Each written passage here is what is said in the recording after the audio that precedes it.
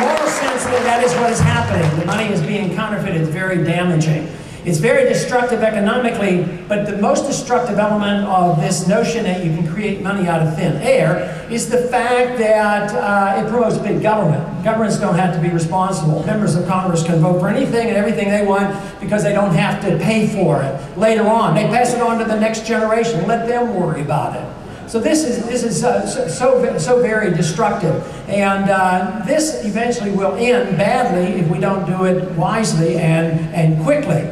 But no paper currency has ever existed for long, long periods of time. Gold and silver have been around for, you know, about 6,000 years, and yet today we have a press corps that ridicules the notion, oh, I want to go back to the gold standard. No, not really. I want to go forward with even a better gold standard and a better understanding of how the market works and a better understanding of how you don't turn the privilege of creating money out of thin air over to a bunch of politicians that we don't really trust.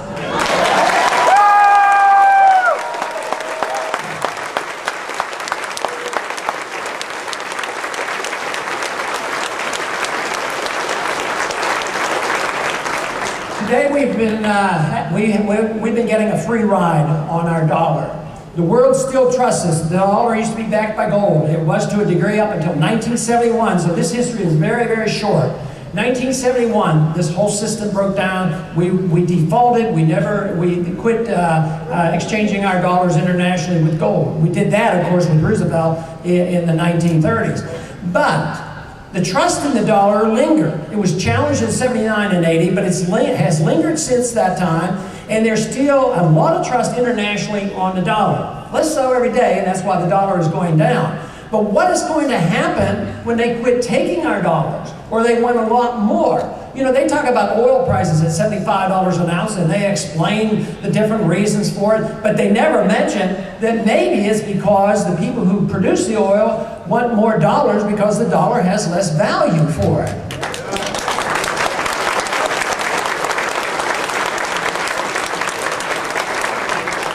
So one of the major problems we have to face domestically and internationally is the fact that the dollar is going to be in a lot more trouble. That means that Congress and the presidents and others will continue to say, well, send the checks out. But the big question is what happens if the money doesn't work? What happens if the prices go up? What happens if the government finally has to admit that there's more than a 2% inflation rate and it's really 10%? Well, that's going to be a big problem. It's going to be a big problem. The benefit that will come from that will be that we will have to wise up, and we're going to have to change our foreign policy, and we will have to bring our troops home.